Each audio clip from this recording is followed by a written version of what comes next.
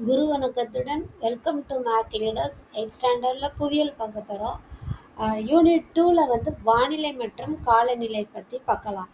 Right, வானிலைனா என்ன, காலநிலைனா என்ன? First நம்ம வானிலைனா என்ன, தென் காலநிலைனா என்ன அப்படின்னு நம்ம பார்க்கலாம்.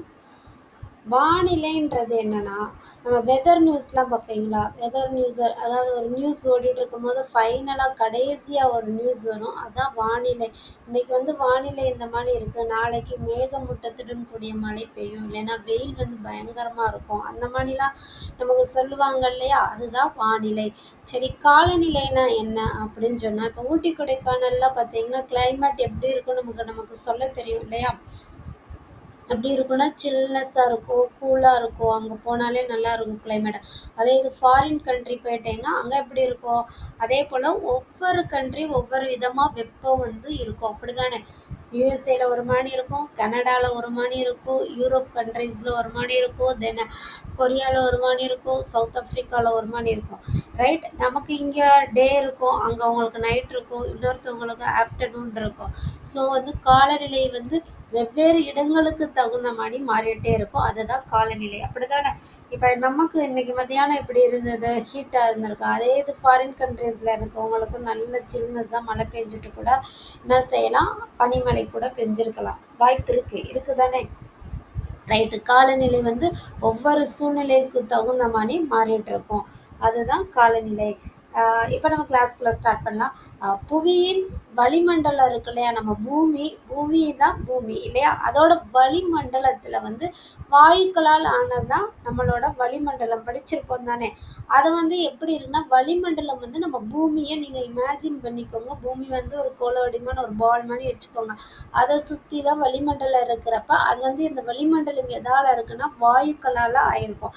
அதில் எந்தெந்த வாயுக்கள்லாம் இருக்குது அப்படின்னு பார்த்தோம்னா, 78% நைட்ரஜனும், 21% ஆக்சிஜனும், 0.97 ஆர்கனும், 0.03 கார்பன் டை ஆக்சைடு, 0.04% மற்ற வாயுக்கள்லாம் இருக்குது. அதை வந்து மென்ஷன் பண்ணியிருக்கேன், நீங்கள் படிச்சுக்கோங்க, அது ரொம்ப இம்பார்ட்டண்ட்டும் கூட இல்லையா? எவ்வளோ வாயுக்கள் எவ்வளோ பர்சன்டேஜ் இருக்குன்னு தெரிஞ்சுக்கணும். இந்த கிளைமேட்டுன்றது இருக்கு இல்லையா, அந்த சொல் வந்து கிரேக்க மொழியிலிருந்து உருவானது தான். கிளிமோ அப்படின்னா என்னன்னா சாய்வு கோணம்ன்றது அதோட பொருள். சரி, ஓகே. வாயுக்கள் வந்து நம்மளோட பூமி இருக்கு இல்லையா, புவியோட ஈர்ப்பு விசையினால தான் வாயுக்கள் வந்து பூமியில் தக்க வச்சுக்க முடியுது, இல்லைன்னா என்ன ஆகும், தக்க வைக்க முடியாது இல்லையா? புவியீர்ப்பு விசை வெரி இம்பார்ட்டண்ட்டு தானே? ரைட். இப்போ வானிலைன்றது அதான் நான் அப்போ அதை சொன்ன மாதிரி தான். வெதர் கண்டிஷன் எங்கே சொல்லுவாங்க, இப்போ நம்மளோட மதுரையில், சென்னையில், திருச்சியில், கோயம்புத்தூரில், இப்படி ஒவ்வொரு இடத்துலையும் வெதர் கண்டிஷன்னா ஒரு குறிப்பிட்ட இடத்துல இன்னைக்கு வெளிச்சம் எப்படி இருக்கும், வெப்பம் எவ்வளோ இருக்கும், மேகமூட்டம் எப்படி இருக்குது, காற்றோட திசை எப்படி இருக்குது, ஈரப்பதம், மழைப்பொழிவு, அந்த மாதிரி. இப்போ தமிழ்நாட்டில் ஃபுல்லாக எப்படி இருக்கும், கேரளாவில் ஃபுல்லாக, ஆந்திராவில் ஃபுல்லாக, வேறு எங்கே இருக்கலாம், டெல்லியில், மும்பையில், யூபியில், ரைட், எங்கேனாலும் ஒரு குறிப்பிட்ட இடத்துல வந்து இவ்வளோ வெளிச்சம் இருக்கும், வெப்பம் இருக்கும் அப்படின்லாம் சொல்கிறது தான் என்னது, வானிலை. குறிப்பிட்ட இடம், அது வந்து ஒரு நாளைக்கு தான் சொல்லுவாங்க இல்லையா? வெதர் நியூஸில் ஒரு நாளைக்கு வந்து இப்படி இருக்கலாம், எல்லோரும் வந்து அவேர்னஸாக இருந்துக்கோங்கன்னு சொல்லுவாங்க. இல்லைன்னா இந்த தொடர்ந்து மழை பெய்கிற காலத்துலலாம் பாருங்களேன், இந்த 26லேருந்து 28, 23லேருந்து 27 வரை இந்த மாதிரி டேட்டில் வந்து அதிக மழையும் மிதமான மழையோ இப்படியோ ஒரு டேட் கொடுத்து அந்த ஒரு வாரம் ஃபுல்லாக சொல்லுவாங்க, ரொம்ப கவனமாக இருந்துக்கோங்க அப்படி சொல்லுவாங்க இல்லையா? அதே போல் ஒரு மாதம் கூட ஆகலாம், இந்த மாதிரி ஒரு நாளோ ஒரு வாரமோ ஒரு மாதமோ இந்த மாதிரி நடக்கிற இதை வந்து என்ன செய்யலாம், நம்ம வந்து வானிலைன்னு சொல்லுவோம், வெதர். ஓகேவா? காலையில் நம்ம எந்திரிக்கும் போது சடனாக வந்து இப்போ வந்து வெயில் காலம், ஓகே, இனி கொஞ்சம் கிளைமேட் சேஞ்ச் ஆக என்ன ஆகும்னு பாருங்களேன், வெதர் வந்து மாற ஆரம்பிச்சிடும். காலையில் ஃபுல்லாக பயங்கரமாக வெயில் அடிக்கும், ஒரு ஆஃப்டர்நூன் பார்த்தீங்கனாலே கருமேகம் சூழ்ந்து அப்படியே மழை பொழியும். நீங்கள் ஸ்கூல்லேருந்து வர்றச்ச என்ன ஆகும், பயங்கரமாக மழை பெஞ்சிட்டே இருக்கும். காலையில் அம்மா என்ன சொல்லுவாங்க, இவ்வளோ வெயில் அடிச்சிச்சு, அதனால தான் பாப்பாவுக்கு ரெயின் கோட்டு கொடுக்கல, தம்பிக்கு ரெயின் கோட்டு கொடுத்து விடலாம் அப்படின்னு சொல்லுவாங்க. அதே இது பயங்கர, உங்களுக்கு எல்லாம் ஸ்கூல் லீவ் விட்டுருப்பாங்க, நிறையா பேருக்கு அது வந்து லைவ் எக்ஸ்பீரியன்ஸாக கூட இருக்கும். பயங்கரமாக என்ன சொல்கிறது, மழை காத்தால பெஞ்சிட்டே இருக்கிறச்சா என்ன செய்வாங்க, லீவ் விட்டுருவாங்க. பார்த்தோம்னா அன்னைக்கு அந்த 8:30 9 முடிஞ்ச அடுத்த செகண்ட்லேருந்து எப்படி ஆயிரும் கிளைமேட்டு, அந்த வெதர் எப்படி ஆயிடும், சூரியன் நல்லா வெயில் வந்து பயங்கரமாக இருக்கும். அன்னைக்கு மழை வராது. அப்படி தானே? நிறைய பேருக்கு எக்ஸ்பீரியன்ஸ் இருக்குது தானே? ஆல்ரெடி இப்போ கூட சமீபத்தில் கூட அப்படிலாம் நடந்துச்சு. லாஸ்ட் இயர் கூட அப்படிதான் நாங்கள் கூட வீட்டில் வந்து பயங்கரமாக சிரிச்சுட்டு இருந்தோம். இந்த வாரம் ஃபுல்லாக பயங்கரமாக மழை பெஞ்சிட்டே இருக்கிறச்ச லீவ் விடலை. இன்னைக்கு ஆனால் லீவு, அதாச்சும் லீவ் அனௌன்ஸ்மெண்ட் பண்ண அடுத்த செகண்ட் வந்து மழை வந்து என்ன செஞ்சிருச்சு, நின்றுச்சு. அது வந்து அது கோயின்சிடென்ஸ் கிடையாது, சும்மா தானே. அந்த இது பயங்கர மழை காரணமாக லீவ் விட்டாங்க, ஆனால் அது அப்படி நடக்காமல் மாறிடுச்சு இல்லையா? அது நம்ம கையில் கிடையாதுக்கான. ரைட்டு. இதை விட ஒரு எக்ஸாம்பிள் என்ன சொல்லுவாங்கன்னா, இந்த கிரிக்கெட் பார்க்குற நிறைய பேர் கிரிக்கெட் பார்ப்பீங்க தானே? கிரிக்கெட் பார்க்குறப்ப என்ன செய்வாங்களா, இந்த மழை நிறையா மழை பெஞ்சிருடனா என்ன செய்வாங்க, அந்த ஸ்டேடியத்தில் ஃபுல்லாக தண்ணி ஆயிடுச்சுன்னா அந்த மேட்ச் என்ன பண்ணிடுவாங்க, இன்னொரு நாளைக்குன்னு என்ன செஞ்சுருவாங்க, போஸ்ட்போன் பண்ணி வச்சுருவாங்க இல்லையா, ஒத்தி வச்சுருவாங்க. அந்த ஸ்டேடியம் ஃபுல்லாக தண்ணியாக இருக்கும், அதெல்லாம் ஒரு இதை வச்சுலாம் மேட்டை அந்த இதெல்லாம் வச்சு போட்டு பார்ப்பாங்க. அப்படியும் அந்த பால் வந்து அந்த பிச் அந்த இது போகாதனால என்ன பண்ணுவாங்க, இல்லை இதில் விளையாட முடியாது இவ்வளோ தண்ணியாக இருக்கனால என்ன செஞ்சிடலாம் அப்படின்னு. ஏன்னா அந்த வெதரை, அந்த வானிலையை வந்து நம்மளால என்ன பண்ண முடியாது, கணிக்க முடியல.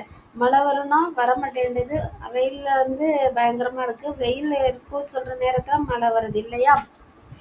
இதுக்கெல்லாமே காரணமே நம்மளோட இது என்னதான், கிளைமேட்டை அந்த வெதரோட மாற்றங்களோட நிகழ்கிறது தான். ரைட்டா? இப்போ வானிலைனா என்ன புரிஞ்சிருச்சா? வானிலை வந்து அந்த குறிப்பிட்ட நேரத்தில், குறிப்பிட்ட நாளில், குறிப்பிட்ட மாதத்துக்குள்ளே நடக்கிற ஒரு விஷயந்தான் வானிலை, வெதர் கண்டிஷன். ஓகே. காலநிலை நான் அப்போதே சொன்ன மாதிரி தான்.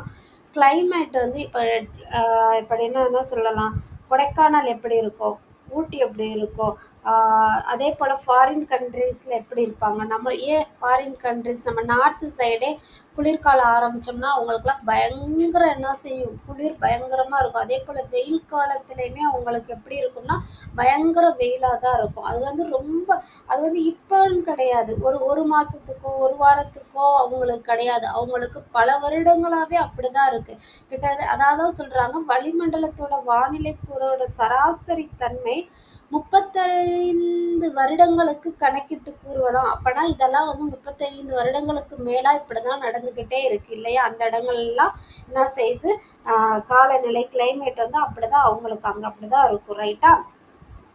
வானிலை வந்து அடிக்கடி மாறும். நான் சொன்ன மாதிரி தான், காலையில் ஸ்கூல் விட்டுருப்பாங்க, ஆஃப்டர்நூன் வந்து வெயில் அடிக்கும், இல்லைன்னா மதியானம் வெயில் அடிச்சுட்டே இருக்கும், ஈவினிங் வந்து பயங்கர மழை அடிச்சு கொட்டும். அப்போ வானிலை வந்து அடிக்கடி மாறும், ஆனால் காலநிலை வந்து மாறாது. கொடைக்கானல் கிளைமேட் எப்படி இருக்கும், கொடைக்கானலோட கிளைமேட் வந்து பயங்கர சில்னஸாக இருக்குன்னா அப்படி தான் இருக்கும். காஷ்மீரோட கிளைமேட் எப்படி பயங்கர சில்னஸாக இருக்கும் அப்படி தான் இருக்கும். ஏன்னா அது வந்து சாதாரணமாக ஒரு நாள் 2 நாளில் டிஃபைன் பண்ணுறது கிடையாது, பல வருடங்களாகவே அங்கே காலநிலை வந்து அப்படி தான் இருக்குது. புரிஞ்சிருச்சா? காலநிலை வேற, வானிலை வேற. வானிலை உங்களுக்கு கொஞ்சம் கன்ஃபியூஸ் ஆச்சுன்னா நீங்கள் வெதர் நியூஸை யோசித்துக்கோங்க. வெதர் நியூஸ் எதுக்காக சொல்லுவாங்க, ஒரு நாளைக்கோ ஒரு வாரத்துக்கோ ஒரு மாதத்துக்காக ஒரு விஷயத்தை தான் வெதர் நியூஸ்லாம் சொல்லுவாங்க. கொஞ்சம் எல்லாருமே முன்னெச்சரிக்கையாக இருந்துக்கோங்க அப்படின்னு சொல்லுவாங்க இல்லையா? அப்போ ஞாபகம் வச்சுக்கோங்க, வெதர் வானிலை வந்து குறிப்பிட்ட ஒரு வாரமோ நாளோ மாதமோ, ஆனால் காலநிலை பல வருடங்களா 35 வருடங்களுக்கு மேலாக ஒரு விஷயம் தொடர்ந்து நடக்கிறத தான் என்ன செய்கிறாங்க, காலநிலை சொல்கிறோம். அது மாறாது, அடிக்கடி என்ன செய்யாது, மாறாது. Okay, right. இதில் ஒரு பாக்ஸ் பாயிண்ட் கொடுத்துருக்காங்க. வளியியல் என்பது வானிலையோட அறிவியல் தான் வளியியல். காலநிலை என்பது காலநிலையோட அறிவியல் தான், அறிவியலோட பிரிவு தான் எனது காலநிலையியல் சொல்லியிருக்காங்க. அதை நோட் பண்ணிக்கோங்க. சரி, ரைட். வானிலையும் காலநிலையை கட்டுப்படுத்தும் காரணி என்ன, அதாவது வெதர் இருக்கு இல்லையா, வெதரை என்ன பண்ணலாம், கிளைமேட்டை எதெல்லாம் கட்டுப்படுத்துது அப்படின்னு கேட்குறாங்க. கட்டுப்படுத்துகிற காரணி என்ன அப்படி சொல்கிறாங்க. இது வந்து சிம்பிள் தான், யோசித்து பாருங்களேன். சூரியனோட கதிர் வந்து நேராக டைரெக்டாக நம்ம மேலே படுதா அப்படின்னு பார்த்தோம்னா அது ஒவ்வொரு இடத்துக்கு தகுந்த மாதிரி மாறும் இல்லையா? அதோட சூரிய கதிர் விழுகிற கோணம் இருக்கு இல்லையா, அது மாறும். அது படுற நேரம் வந்து இப்போ நம்ம இந்தியாவில் இருக்கோம்னா நம்ம மேலே ஒரு மாதிரி விழுகும்.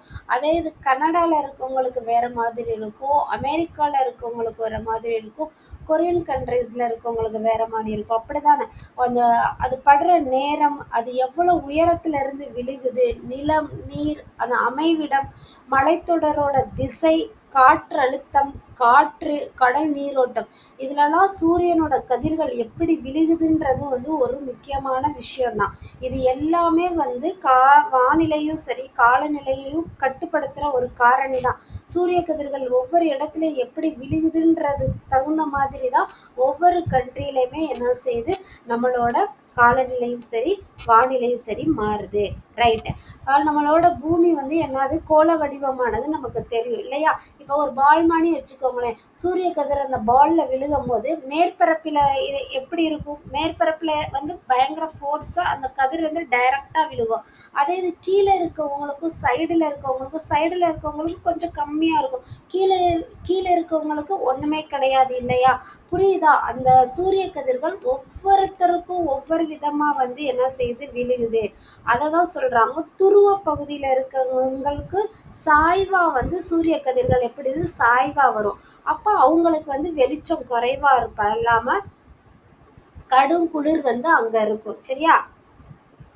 சூரிய வெளிச்சம் டைரெக்டாக விழுகிறவங்களுக்கு யோசித்து பாருங்கப்பா, அது ஒன்றுமே கிடையாது. ஒரு பால் இருக்குது, பாலில் அந்த பால் மேலே வந்து வெளிச்சப்படும் போது, ஒரு டார்ச் லைட் இருக்குல்ல, அதை மேலே அடிக்கிறீங்கன்னு நீங்கள் வச்சுக்கோங்களேன். இந்த டார்ச் லைட்டை பால் மேலே இருட்டில் நைட் டைம்லன்னு யோசித்துக்கோங்க, ஓகேவா. அந்த மாதிரி டைம் யூஸ் பண்ணிவிட்டு டார்ச் லைட்டை ஆன் பண்ணி ஒரு பொருளோட மேலே அடிச்சிங்கன்னா எப்படி இருக்கும், லைட்டு ஃபுல்லாமே அந்த மேற்பகுதியில் இருக்கும், கீழே வந்து என்னது கொஞ்சம் டார்க்னஸ்ஸாக தானே இருக்கும். அதை தான் சொல்கிறாங்க, சூரிய கதிர்கள் வந்து என்ன செய்கிறாங்க, துருவ பகுதியில் சாய்வாக விழுகிறனால அந்த சைடில் இருக்க இடம்லாம் எப்படி இருக்கும், வெளிச்சம் குறைவாக இருக்கனால அங்கே வந்து குளிர் வந்து பயங்கரமாக நிலவுது. புரியுதா. வெளிச்சம் குறைவாக சூரிய கதிர்கள்லாம் எப்படி இருக்கும், வெளிச்சமாக இருக்கும், அண்ட் அதோட வெப்ப கதிர்களும் இருக்கும் தானே. அந்த வெப்பம் இல்லாதனால அங்கே எங்கே என்ன ஆகுது, குளிர் வந்து கடுமையாக இருக்குது. புரிஞ்சிடுச்சு தானே. ரைட்டு. பூமத்திய ரேகையை சுற்றி வந்து சூரிய கதிர்கள் எப்படி விழுகுனா செங்குத்தா விழுகுது, டைரக்டா செங்குத்தா விழுகுதுனால அங்கே வந்து செங்குத்தா விழுந்தா என்ன ஆகும், டைரக்டா ஒரு பொருள் மேலே விழுகுதுன்னா வெப்பம் வந்து ஜாஸ்தியாக இருக்கும். வெப்பம் ஜாஸ்தியானால் ஆட்டோமேட்டிக்காக குளிர் இருக்காது. புரிஞ்சிருச்சு கான்செப்ட், புரிஞ்சிருச்சு தானே.